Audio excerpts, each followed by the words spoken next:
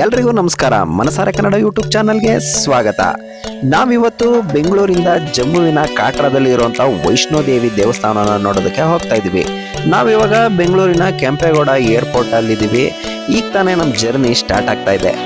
ಇಲ್ಲಿಂದ ಹೊರಟು ವೈಷ್ಣೋದೇವಿ ದರ್ಶನ ಆಗೋವರೆಗೂ ಅಪ್ಡೇಟ್ಸ್ ಅನ್ನ ನಾನು ನಿಮ್ಗೆ ಕೊಡ್ತಾ ಇರ್ತೀನಿ. ಅಲ್ಲಿವರೆಗೂ ಯಾರು ನಮ್ಮ ಚಾನಲ್ನ ಫಸ್ಟ್ ಟೈಮ್ ನೋಡ್ತಾ ಇದ್ದಾರೋ ಈಗಲೇ ಸಬ್ಸ್ಕ್ರೈಬ್ ಮಾಡಿ, ಹಾಗೆ ಪಕ್ಕದಲ್ಲಿರೋ ಬೆಲ್ ಬಟನ್ ಒತ್ತಿ.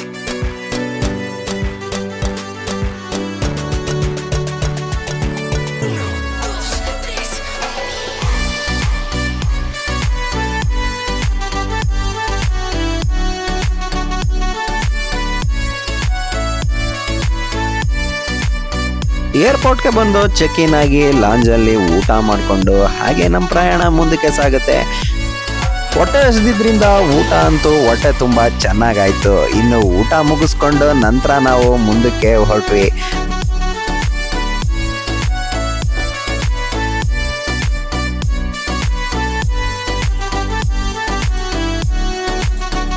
ಬೆಂಗಳೂರಿಂದ ಜಮ್ಮುಗೆ ಬಂದು ಜಮ್ಮುಗೆ ರೀಚ್ ಆಗಾಯ್ತು. ಜಮ್ಮುವಿಂದ ರೀಚ್ ಆದ್ಮೇಲೆ ನಾವು ಹೊರಟಿದ್ದು ಕಾಟ್ರಾಗೆ.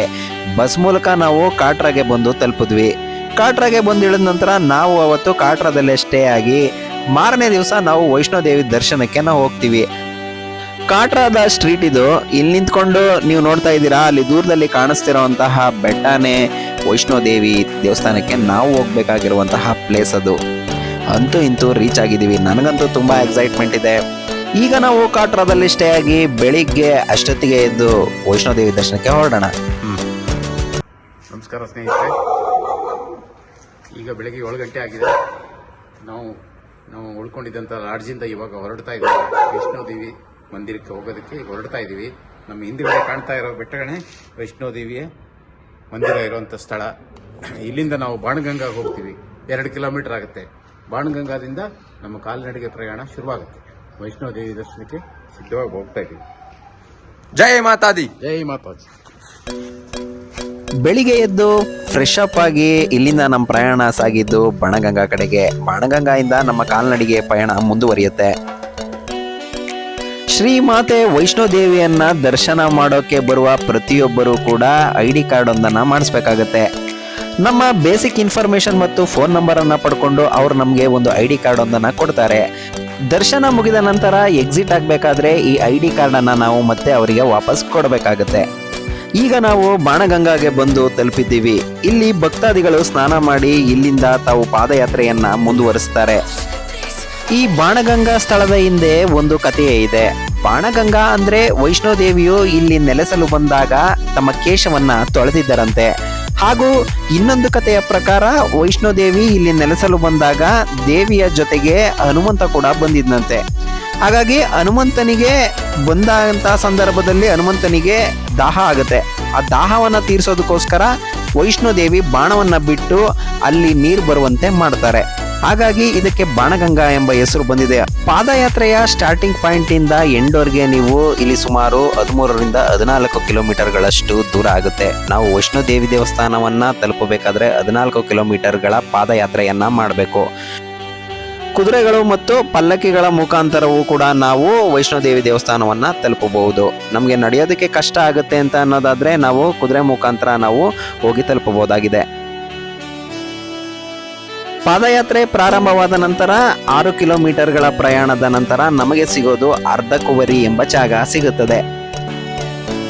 ಯಾತ್ರೆ ಶುರುವಾದಾಗಿಂದ ನಾವು ಅಕ್ಕಪಕ್ಕದಲ್ಲಿ ಅಂಗಡಿ ಮುಂಗಟ್ಟುಗಳನ್ನ ನಾವು ನೋಡಬಹುದು. ನಾವು ಹೋಗ್ತಾ ಇದ್ದಂತೆ ಅಕ್ಕಪಕ್ಕ ತಿಂಡಿ ತಿನಿಸುಗಳು ಮತ್ತು ಹಲವಾರು ಮಂದಿರಗಳು ಕೂಡ ನಮಗೆ ಹಾದು ಹೋಗ್ಬೇಕಾದ್ರೆ ಸಿಗುತ್ತೆ.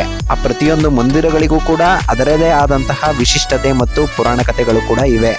ಹಾಗಾಗಿ ನಾವು ದಾರಿಯುದ್ದಕ್ಕೂ ನಾವು ವೈಷ್ಣೋದೇವಿಗೆ ತಲುಪುವವರೆಗೂ ಕೂಡ ಅಕ್ಕಪಕ್ಕದಲ್ಲಿ ಮಂದಿರಗಳು ಸಿಗುತ್ತೆ. ಆ ಮಂದಿರಗಳನ್ನು ಕೂಡ ನಾವು ವಿಸಿಟ್ ಮಾಡಿ ಮುಂದೆ ಹಾಗೆ ಸಾಗ್ತಾ ಹೋಗಬೇಕು.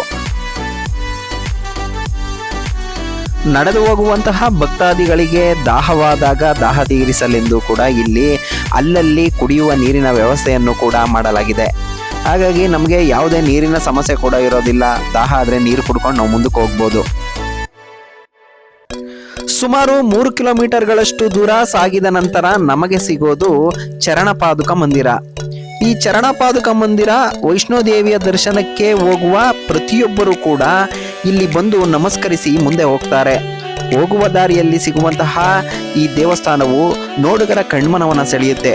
ಅದ್ಭುತವಾದಂತಹ ದೇವಸ್ಥಾನ ಇದು. ಈ ದೇವಸ್ಥಾನಕ್ಕೆ ಬಂದು ದರ್ಶನವನ್ನ ಪಡ್ಕೊಂಡು ನಮಸ್ಕರಿಸಿ ಮತ್ತೆ ತಮ್ಮ ಪಯಣವನ್ನ ಮುಂದುವರಿಸ್ತಾರೆ. ದಾರಿಯುದ್ದಕ್ಕೂ ಕೂಡ ಹಲವಾರು ಮಂದಿರಗಳು ನಮಗೆ ಸಿಗುತ್ತೆ. ಅಲ್ಲೆಲ್ಲವೂ ಕೂಡ ನಾವು ನಮಸ್ಕರಿಸಿ ಸ್ವಲ್ಪ ಹೊತ್ತು ವಿಶ್ರಾಂತಿಯನ್ನ ಕೂಡ ಪಡ್ಕೊಂಡು ನಾವು ಮುಂದಕ್ಕೆ ಹೋಗ್ಬೋದು.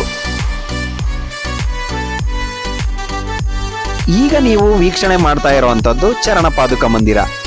ದಾರಿಯಲ್ಲಿ ಹಾದು ಹೋಗುವಾಗ ಸಿಗುವಂತಹ ಚರಣಪಾದುಕ ಮಂದಿರದಲ್ಲಿ ದರ್ಶನವನ್ನ ಪಡ್ಕೊಂಡು ನಂತರ ನಾವು ಮುಂದೆ ಸಾಗಬೇಕಾಗಿದೆ.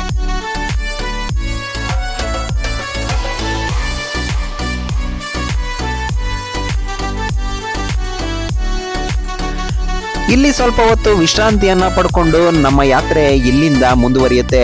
ಇನ್ನು ನಾವು ಮುಂದೆ ತಲುಪಬೇಕಾಗಿರುವುದು ಅರ್ಧಕುವರಿಗೆ ತಲುಪಿದ್ರೆ ನಮ್ಮ ಅರ್ಧ ಪ್ರಯಾಣ ಮುಗಿದಂತೆ. ನಂತರ ನಾವು ವೈಷ್ಣೋದೇವಿಯ ದರ್ಶನಕ್ಕೆ ಇನ್ನು ಕೆಲವು ಕಿಲೋಮೀಟರ್ಗಳಷ್ಟೇ ಬಾಕಿ. ಹಾಗಾಗಿ ಅರ್ಧಕುವರಿಗೆ ತಲುಪಿದ್ರೆ ಹತ್ತಿರ ನಾವು ವೈಷ್ಣೋದೇವಿಯ ದೇವಾಲಯದ ಹತ್ತಿರಕ್ಕೆ ಹೋದಂತೆ ಆಗುತ್ತೆ.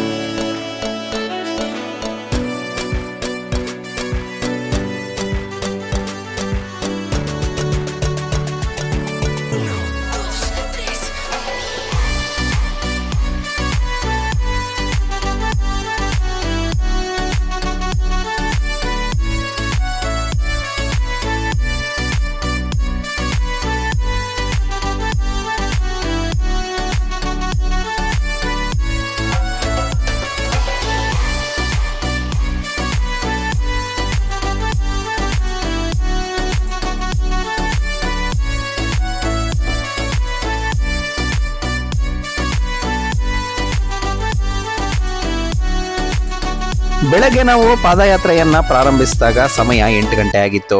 8 ಗಂಟೆಯಲ್ಲಿ ಪ್ರಾರಂಭಿಸಿದಂತ ನಾವು ಹಾಗೆ ನಡ್ಕೊಂಡು ದಾರಿ ಉದ್ದಕ್ಕೂ ಬರ್ತಾ ಇರಬೇಕಾದ್ರೆ ನಾವು ಅರ್ಧಕುವರಿಯನ್ನ ತಲುಪಬೇಕಾದ್ರೆ ಇನ್ನೇನು ಕೆಲವೇ ಕ್ಷಣಗಳಲ್ಲಿ ಅರ್ಧಕುವರಿಯನ್ನ ತಲುಪ್ತೀವಿ. 8 ಗಂಟೆಗೆ ಹೊರಟಂತ ನಾವು ಈಗ ಅರ್ಧಕುವರಿಯ ಹತ್ರ ಬಂದು ನಿಂತಿದ್ದೀವಿ.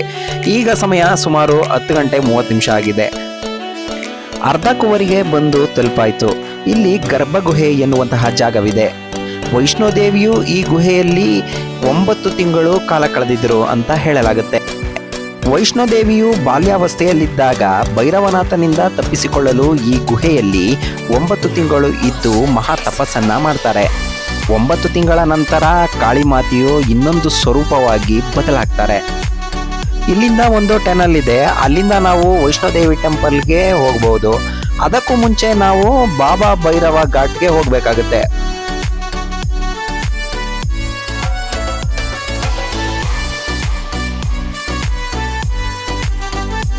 ನಾವು ಭೈರವ ಘಾಟ್ಗೆ ಹೋಗ್ಬೇಕು ಅಂತ ಅನ್ನೋದಾದ್ರೆ ನಾವು ಇಲ್ಲಿಂದ ರೋಪ್ವೇ ಮುಖಾಂತರ ಹೋಗ್ಬೇಕಾಗತ್ತೆ. ಹಾಗಾಗಿ ಇಲ್ಲಿ ರೋಪ್ವೇನ ಹತ್ಕೊಂಡು ನಾವು ಭೈರವ ಘಾಟ್ಗೆ ಹೋಗಿ ತಲುಪಿದ್ದೀವಿ.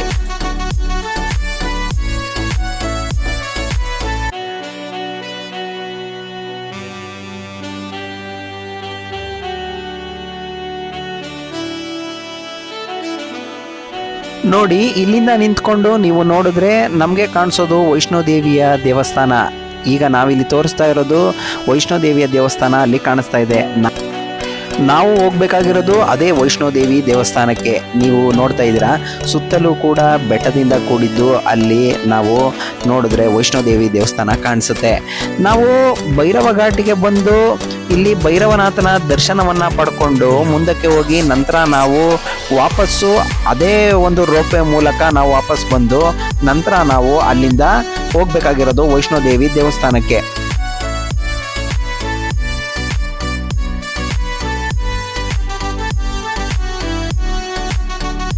ಇನ್ನು ದೇವಿಯ ದರ್ಶನಕ್ಕೆ ಹೋಗಬೇಕು ಅಂತಂದರೆ ನೀವು ಯಾವುದೇ ರೀತಿಯಾದಂತಹ ಲಗೇಜ್ಗಳನ್ನು ದೇವಸ್ಥಾನದ ಒಳಗಡೆ ತೆಗೆದುಕೊಂಡು ಹೋಗೋ ಹಾಗಿಲ್ಲ, ಹಾಗೂ ಮೊಬೈಲ್ ಕ್ಯಾಮ್ರಾ ಎಲ್ಲವೂ ಕೂಡ ನಿಷಿದ್ಧವಾಗಿರುತ್ತೆ.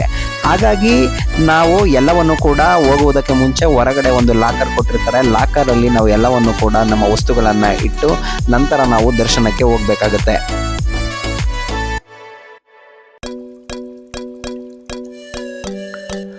ವೈಷ್ಣೋದೇವಿಯ ದರ್ಶನಕ್ಕೆ ಹೋದಾಗ ವೈಷ್ಣೋದೇವಿ ನಾವು ನೋಡಬಹುದಾದಂತಹ ವಿಗ್ರಹಗಳು 3 ವಿಗ್ರಹಗಳಿರುತ್ತೆ. ಮಹಾಕಾಳಿ, ಮಹಾಸರಸ್ವತಿ ಮತ್ತು ಮಹಾಲಕ್ಷ್ಮಿ. ಈ ದೇವಸ್ಥಾನದ ಒಳಗಡೆ ಫೋಟೋಗ್ರಫಿ ಮತ್ತು ವಿಡಿಯೋಗ್ರಫಿ ನಿಷಿದ್ಧ, ಹಾಗಾಗಿ ನಾವು ಯಾವುದೇ ರೀತಿಯ ವಿಡಿಯೋವನ್ನು ಮಾಡೋದಕ್ಕೆ ಆಗಿಲ್ಲ.